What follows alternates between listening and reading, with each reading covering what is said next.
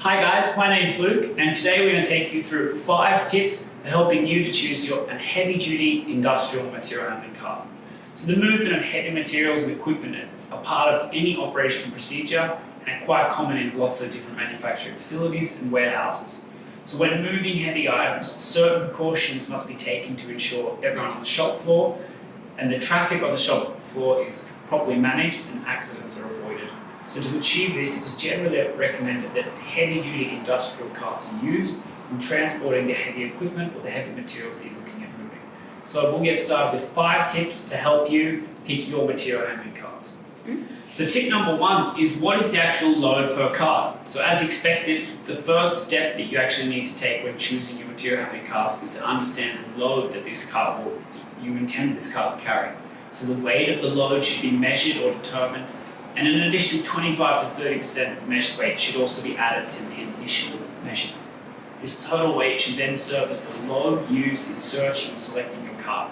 The reason for the additional 30% is to ensure the safe use of the cart in diverse situations. So tip number 2, what type of casters do you need? So heavy duty carts, they can rely on fixed casters, swivel casters, and they need these to sort of provide the support and ease of movement required to transport items across the shop floor.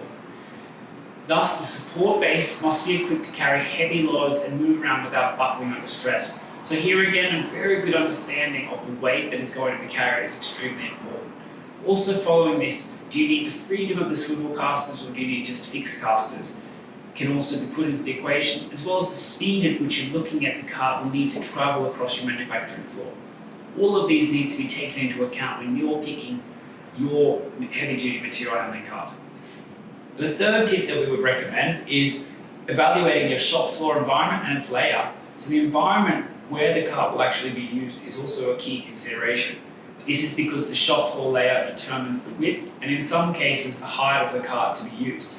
Other environmental considerations include the floor condition and again the load that needs to be transported.